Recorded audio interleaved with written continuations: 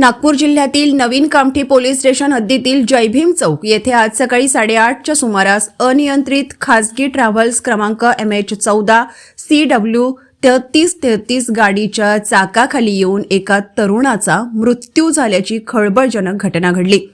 पोलिसांनी दिलेल्या माहितीनुसार मृतक जुनेद गोरे पठाण वय वर्ष 20 राहणार मौदा अरोली हल्ली मुक्काम जामा मस्जिद कामठी असून मेट्रो कंपनीत सिक्युरिटी गार्डचे काम करत होता।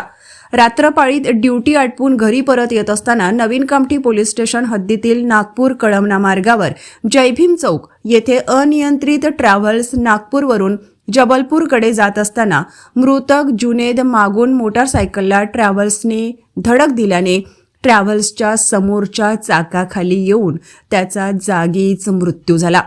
तोवर ट्रॅव्हल्स चालक पसार झाला होता।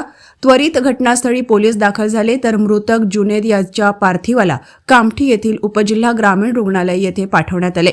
पुढील तपास नवीन कामठी पोलीस करीत आहे।